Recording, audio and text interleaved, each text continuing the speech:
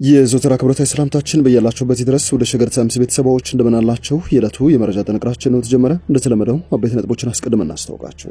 በታዋቂው ኤርሚያስ አመልጋና ጀነሲስ ኢንቨስትመንት ሰርቪስ ላይ ምርመራ ተጀምሯል። በኤርሚያስ አመልጋና በዚህ የኢንቨስትመንት ሰርቪስ ላይ የተጀመረው ምርመራ መነሻ ምክንያቱ ምንድነው? ጥንቅራችን ዝርዝር መረጃ ያቀርባችኋል። የትግራይ ክልል ጊዜያዊ አስተዳደር ፕሬዝዳንት የሆኑት ጀነራል ታደሰ ወረደ ከዚህ በኋላ በፕሪቶሪያ ስምምነት መሰረት የሚፈጸመው የትጥቅ መፍታት ሂደት ወልቃይትን ጨምሮ ወራሪ በሚሏቸው ኃይሎች የተያዙ የትግራይ ሉዓላዊ ግዛቶች እስከ ተለቀቁ ድረስ ብቻ ነው ሲሉ ሞግተዋል። ጀነራሉ ወልቃይት ካልተለቀቀ ትጥቅ አንፈታም ሲሉ ይፋ ያደረጉትን መከራከሪያም በጥንቅራችን እንመለከታለን። የሕክምና ባለሙያዎች ጥያቄያችን ካልተፈታ በጥቂት ቀናት ውስጥ ሀገር አቀፍ የሥራ ማቆም አድማ እናደርጋለን ብለዋል። መንግስት በእነዚህ የጤና ባለሙያዎች ጥያቄ ጉዳዮች ዙሪያ እስካሁን ድረስ ምላሽ አልሰጠም። ሌላኛው ትኩረታችን ይሆናል። ባለሀብቶች በአዲስ አበባና በዙሪያዋ የልማት ቦታዎቻችን እየተነጠቁብን ይገኛሉ ሲሉ ቅሬታቸውን አሰምተዋል። ለኢንዱስትሪ ሚኒስቴር የገባውን ጥያቄ የምንመለከት ይሆናል። ሌሎችም ወቅታዊ ጉዳዮች የጥንቅራችን ትኩረት ናቸው። እንደተለመደው እያደመጣችሁን አብራችሁን ቆዩ። የዘወትር አክብሮታዊ ግብዣችን ነው። ወደ ቀዳሚ ጉዳያችን እናምራችሁ።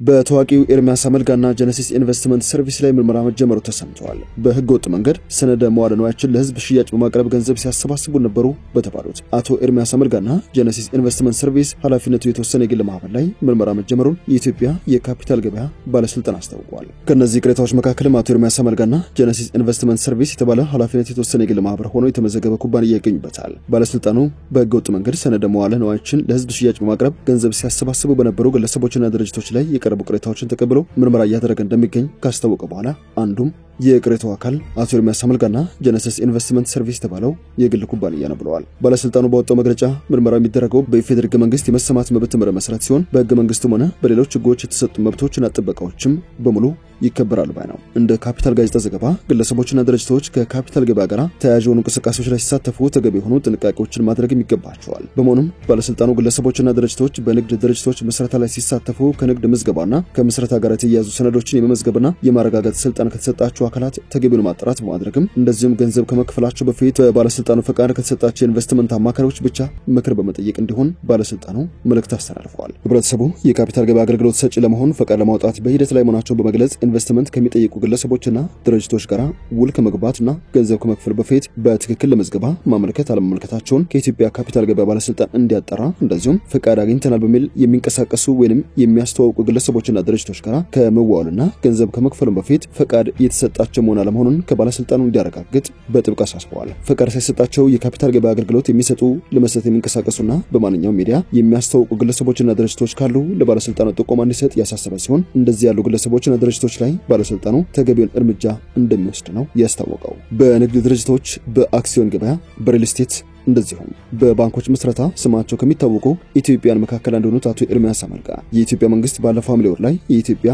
የውጭ ምንዛሬ ግብይትን ወደ ገበያ መር ስርዓት ቀይሮ የፋይናንስ ሪፎርም ካከናወነ በኋላ የመንግስትን ውሳኔ ደግፈው ከቆሙ የምጣኔ ሀብት ባለሙያዎች መካከል ቀዳሚው ነበሩ። አቶ ኤርሚያስ አመልጋ መንግስት ያን ውሳኔ ከወሰነ በኋላ በኢትዮጵያ የኢንቨስትመንት ባንክ ለማቋቋም እንደወሰኑና በቅርብ ጊዜም የካፒታል ገበያ ቢዝነሱን ለመቀላቀል እንቅስቃሴ እንደሚያደርጉ በተለያዩ ቴሌቪዥን ጣቢያዎች ቀርበው በሰጡት ቃለ ምልልሶች መናገራቸው ይታወሳል።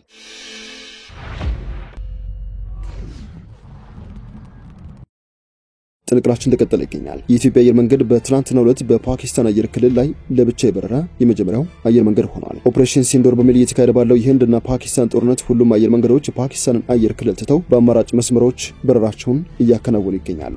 የፍላይት ራዳር መረጃ እንደሚያሳየው ግን በዚህ አየር ክልል ያለፈ ብቸኛው አውሮፕላን የኢትዮጵያ አየር መንገድ ሆኖ ተመዝግቧል። የአውሮፕላን በበረራ ቁጥር ET672 የተመዘገበ ሲሆን ከአዲስ አበባ ተነስቶ ወደ ደቡብ ኮሪያ ዋና ከተማ ሲኦል የሚጓዝ ነበር። ፍላይት ራዳር በኤክስ ገጹ ላይ ባሰፈረው ጽሑፍ ምንም እንኳን እስካሁን የፓኪስታን አየር ክልል የተዘጋ ቢሆንም ሁሉም አውሮፕላኖች ከአየር ክልል ውጪ እየተጓዙ ይገኛሉ። ET672 አውሮፕላን ግን ለብቻው በፓኪስታን በኩል አልፏል ብለዋል። ይህ በእንዲህ እንዳለ የኢትዮጵያ አየር መንገድ የአውሮፕላን ካለፈ በኋላ ፓኪስታን የአየር ክልሏን በጊዜያዊነት መዝጋቷን ሮይተርስ ዘግቧል።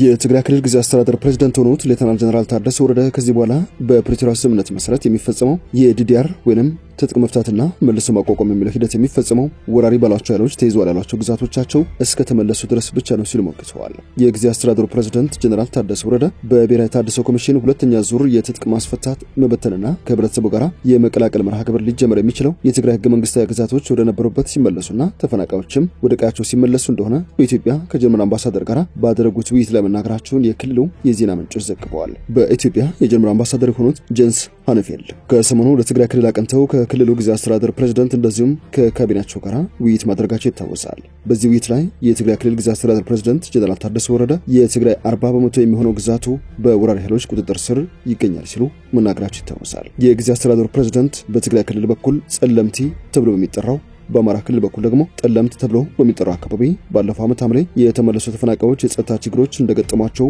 ለአምባሳደሩ ነግረዋቸዋል። ጀነራል ታደሰ በዚህ ሳቢያ የጠለምት ተፈናቃዮች በድጋሚ ተፈናቃይ ለመሆን ተገደዋል ማለታቸውን ዘገባዎች ጠቅሰዋል። አምነስቲ ኢንተርናሽናል ለጠቅላይ ሚኒስትር አብይ አህመድ የሚደርስ ደብዳቤ የመጻፍ ዘመቻ አስጀምረዋል። በኢትዮጵያ ውስጥ በኮሪደር ልማት ሰበብ በርካቶች በግዳጅ ከመኖሪያ ቤታቸው መፈናቀላቸው እንዳሳሰበውም የጠቀሰው አምነስቲ ይህ ፕሮጀክት በ58 ከተሞች እየተከናወነ ስለመሆኑም ጠቅሰዋል። ሰዎችን ሳያማክሩ በቂ ጊዜ ሳይሰጡና ካሳ ሳይከፍሉ ከመኖሪያቸው ማፈናቀል የሰብአዊ መብት ጥሰት መሆኑን የገለጸው ድርጅቱ የኢትዮጵያ መንግስት ባለስልጣናት ግን ከዚህ ድርጊታቸው እንዲቆጠቡና የኮሪደር ልማት ፕሮጀክትም እንዲቆም ጠይቀዋል። ጉዳዩ በገለልተኛ አካል እንዲመረመር የጠየቀው ድርጅቱ ይህንን የተመለከተ ለጠቅላይ ሚኒስትር አብይ አህመድ የሚደርስ ደብዳቤ የመጻፍ ዘመቻ እንደሚጀምርም ነው ሐሳብ ያቀረበው። ደብዳቤው ምን መምሰል እንዳለበት የሚገልጽ ናሙና ያስቀመጠው አምነስቲ ኢንተርናሽናል ደብዳቤው በአማርኛና በእንግሊዝኛ ቢሆን ተመራጭ እንደሚሆንም ባቀረበው ጥሪ ይፋ አድርገዋል። ባለሀብቶች የልማት ቦታዎችን እየተነጠቀን ነው ሲሉ ይፋ አድርገዋል። የአዲስ አበባ ባለሀብቶች ፎረም እንዳስታወቀው በአዲስ አበባና ዙሪያ የሚገኙ ከዝቅተኛና መካከለኛ ወደ ከፍተኛ ደረጃ የተሸጋገሩ ኢንተርፕራይዞች አደጋ ላይ ወድቀዋል። ወደ 900 ይጠጋሉ የተባሉት ኢንተርፕራይዞቹ በፖለቲካ ለመረጋጋት እንደዚሁም በሰሜኑ ጦርነት ሳቢያ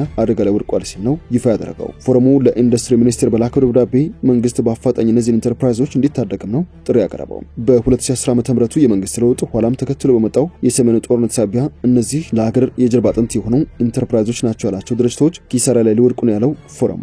ያለፉት ዓመታት ግን ለነዚህ ጥያቄዎችም ምላሽ እንዲሰጥ ጥያቄ ለመጠየቅ የሚያስችል ሁኔታ አልነበረም ሲል ይፋ አድርጓል። በዚህ ሰዓት ግን መንግስት ጥያቄዎችን ለመስማት ዝግጁ መሆኑን ያሳየበት ነውና ከዚህ ባለፈም አንጻራዊ ሰላምና መረጋጋት በመስፈኑ መንግስት ኢንተርፕራይዞችን በአፋጣኝ እንዲታደጋቸው ነው ጥሪ ያቀረበው። በዋናነትም ከሰሜኑ ጦርነት ማግስት ኢንተርፕራይዞቹ ኢላማ ሆኗል የሚለው ፎረሙ ህጋዊ ስራ ፈቃድ ያላቸው ግን የመስሪያ ቦታዎቻቸው ግልጽ ባልሆነና አሳሳቢ በሚመስል መልኩ እየተወሰዱባቸው ይገኛልም ሲል አክለዋል። ወደ መካከለኛ ደረጃ ከተሸጋገሩት ኢንተርፕራይዞች መካከል ከአንደኛ እስከ 3ኛ ደረጃ የሚደርሱ ኢንተርፕራይዞች ከፍተኛ ጥቃት እየደረሰባቸው ይገኛልም ሲል ይፋ አድርጓል።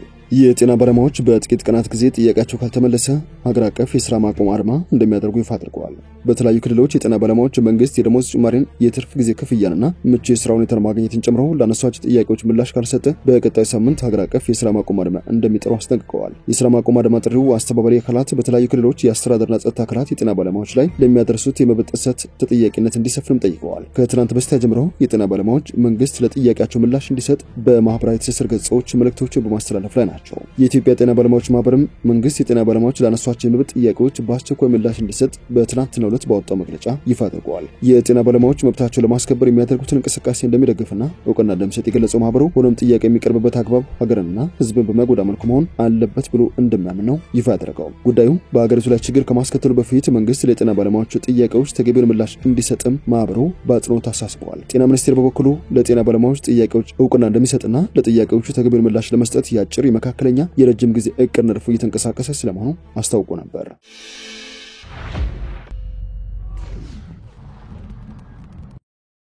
ወደ መጨረሻ ጉዳያችን እናምራችሁ። ኢትዮጵያ በብሪክስ መስራቾች የተቋቋመውን የልማት ባንክ መቀላቀሏ ተሰምቷል። አዲስ አበባ በብሪክስ መስራቾች የተቋቋመውን የልማት ባንክ ለመቀላቀል ያቀረበችው ጥያቄ ተቀባይነት ማግኘቱን በቻይና ኢትዮጵያ አምባሳደር አስታውቀዋል። አምባሳደሩ ተፈራ ደርበው በኤክስ ገጻቸው ላይ ባሰፈሩት ጽሑፍ ባንኩ ኢትዮጵያ የድርድር ሂደቱን እንድትጀምር መጋበዙን ጠቁመው ይህ ደግሞ ለኢትዮጵያ ባለብዙ ወገን ዲፕሎማሲ ትልቅ ምዕራፍ ነው ብለውታል። አዲሱ የልማት ባንክ በፈረንጆቹ 2014 ዓ.ም በብሪክስ መስራች ሀገራት የተቋቋመ ሲሆን ዋና መስረቱ ደግሞ በቻይና ሻንጋይ ከተማ ነው። በለንደን በሚገኘው የእስራኤል ኤምባሲ ላይ ሽብር ድርጊት ለመፈጸም በመዘጋጀት የተጠረጠሩ 5 ኢራናውያን በቁጥጥር ስር እንደዋሉ ተሰምተዋል። ፖሊስ ኦፕሬሽን የተመለከቱ ምክንያቶችን በመጥቀስ በኪንግስተን የሚገኘው ኤምባሲ ኢላማ እንደነበር ስለመጠርጠሩ በታይምስ የወጣውን ዘገባ እስካሁን አላረጋገጠም። ይሁን እንጂ ቢቢሲ ዘገባው ትክክል እንደሆነ ተረድቻለሁ ብለዋል። የሜትሮፖሊታን ፖሊስ ጸረ ሽብር እዝ ኃላፊ የሆኑት ኮማንደር ዶሚኒክ መርፊ ስለ ድርጊቱ የሚደረገው ምርመራ በፍጥነት እየሄደ ያለ ስለመሆኑ ገልጸው ፖሊስ በጉዳዩ ላይ ተጨማሪ ዝርዝር መረጃዎችን እንዲያቀርብ ያስገደዱት ጉሎ ኦፕሬሽናል ምክንያቶች ስለመኖራቸው ተናግረዋል። የኢራን የውጭ ጉዳይ ሚኒስትር ሰይድ አባስ አርጋቺ ካቺ በኤክስ ገጻቸው ባሰፈሩት መልእክት ኢራን በድርጊቱ ላይ ማንኛውንም አይነት ተሳትፎ በፍጹም እንደምትቃወም ገልጸዋል። ሀገራቸው በምርመራው ላይ ለማገዝ ዝግጁ ስለመሆኗ ይፋ አድርገዋል። በቁጥጥር ስር የዋሉት ሁለት የ29 ዓመት እንደዚሁም የ40 የ4 እና የ46 ዓመት ወንዶች ቅዳሜ ዕለት የተያዙት አንድ የተወሰነ ቅጽርን ኢላማ አድርገዋል በሚል መነሻ ምክንያት እንደሆነ ነው የተገለጸው። ግለሰቦቹ በቁጥጥር ስር የዋሉት በስዊድን ምዕራብ ለንደን፣ ስቶክፖርት፣ ሮስዴል እና ማንቸስተር አካባቢዎች ነው። በቁጥጥር ስር ከዋሉት ውስጥ አራቱ በሽብር ድርጊት የሚደረግባቸው ምርመራ ቀጥለዋል። በፖሊስና በወንጀል ማስረጃነት የተያዘው አምስተኛው ሰው ደግሞ ግንቦት ወር ውስጥ የተቆረጠለት ቀን እስኪደርስ በዋስ መውጣቱ ተሰምቷል። የፖሊስ መኮንኖች በሚያደርጉት ምርመራ መሰረት በግሬተር ማንቸስተር፣ ለንደንና ስዊድን አካባቢዎች ፍተሻዎችን አካሂደዋል። የቪዲዮ ቀረጻዎች የታጠቁ ፖሊሶች አንድን ሰው በሮችደል ከሚገኝ ቤት ሲወስዱ፣ በስዊድን ደግሞ ክንዱ ላይ ፕላስቲክ ረጥቦች የታሰሩበት ሌላ ሰው መንገድ ላይ የተጎተተ ሲወሰድ ማሳይተዋል። ኮማንደር መርፊ በተቻለ ፍጥነት ተጨማሪ ዝርዝር መረጃዎችን ለማጋራት የምንችልበት መንገድ እንመለከታለን፣ እስከዚያው ድረስ ግን ህዝቡ ንቁ ሆኖ እንዲጠብቅ እንጠይቃለን ብለዋል። ወደ ሸገር ታይምስ ቤተሰቦች የመረጃ ጥንቅራችን አበቃ። ስላደመጣችሁን አመሰግነን። በያላችሁበት ሰናይ ጊዜ።